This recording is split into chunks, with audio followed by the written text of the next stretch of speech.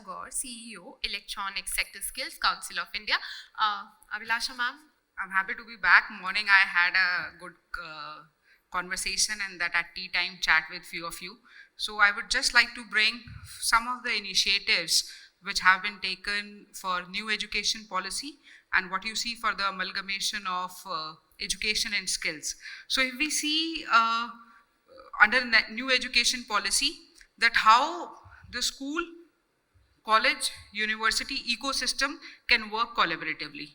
And there are very good initiatives which have been taken. Earlier it was very, very difficult to put everybody into the same ecosystem. I mean, they were working but into different directions. But I think one good initiative is National Credit Framework, which has been announced for now for the schools also, even for the HEIs and for the skill development also. So where you find CBSE, ICSE, open schools, ITIs, AICT, UGC, even though I mean the complete people who other people who are working in the same ecosystem, they have agreed to one ecosystem, that is a national credit framework. So it is like in any other countries. In India, we divide the complete skilling ecosystem into 1 to 8 level. So as per the National Credit Framework, they say the level 1 is for the people who are either read or write, and 5th pass is level 1 programs can be offered to these candidates. Level 2 is class 8th, level 3 is class 10th, and then 0.5 will be added at the time of your graduation, let it be for 3 years or 4 years. So level 6 for the undergraduate program, level 7 for postgraduate, and level 8 for PhD. So that is how you can say a sync is there in the complete education system.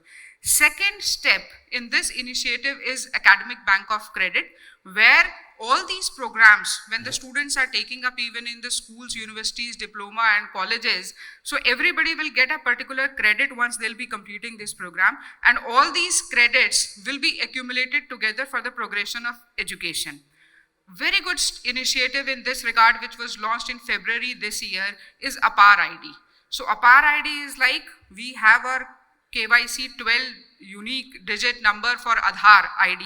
Same way, academic permanent registry account for your academic curriculum is APAR ID. Now, everybody in India will be having a APAR ID.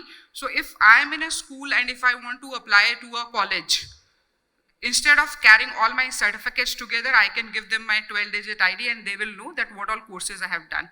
Even if I'm working and I want to switch over my job, sometimes we think that after so much of experience that, and even at the time for the first and second job also, that what should I put? Should I just put 10th, 12th, graduation, post-graduation, or how should I put so many certifications that I have done? In last 4 or 5 years, you see a lot of people are going through, you can say, Upgrad, Coursera, LinkedIn Learning, and we are learning a lot of programs.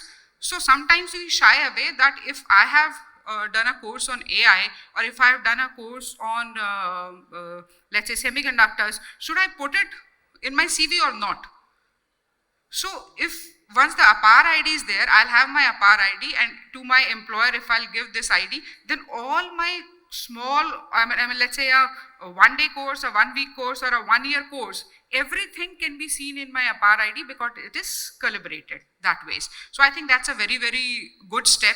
And then it's like DigiLocker of your academic qualifications, what you will have in the APAR ID. Next thing is very good, which has been announced in this budget also. So I'll not say one, but 2 things. One is upgradation of industrial training institutes, where they say around 1,000 ITIs will be upgraded. And I think it's a welcoming move. And even we are doing an advocacy that why only for the manufacturing? I mean, if we see the ITI courses, why only for the manufacturing programs? Now ITIs have also launched various programs for cloud computing, cyber, artificial intelligence, even for semiconductors, electric vehicles. So students who doesn't want to go for a complete graduation, but they don't want to go for a industrial training institute. So I think it has become very, very attractive for these kids also to take this career path also. Another thing is internship, where the government has announced that around 500 industries where almost 1 crore people in the coming days can be taken starting with 10 lakh and then increasing it, I'm sure, in the coming years also. because earlier it was only NAPS. Earlier it was only National Apprenticeship Promotion Scheme, where it is more like a compliance which says that in an industry, let it be manufacturing or service, if an industry has more than 30 employees employed in a company, then minimum 2% of their employees should be apprentices. And maximum they can have 15% of their employees. So I think, all the sector skills councils have been working on this, and for electronics also last year around 82,000 candidates have been onboarded with various electronics companies as an apprenticeship. And now I'm sure internship opportunities with these companies is a very, very welcoming step, what the government has taken. So I think there are a lot of good initiatives, and once again, congratulations to Quick Touch for organizing this event, and to all the partners who have come together to make this happen, because I think amalgamation and collaboration of education and skilling is a very, very important thing. Earlier, we were only seeing the programs where all the AICT or UGC colleges were coming, but it's good to see a good collaboration where we see a lot of people from schools, universities, colleges, even from the industry. So I think it's a good way to start with this thing. So thank you so much. Look forward to connect with you all in the rest of the day for today and tomorrow. Jai Hind, Jai Bharat.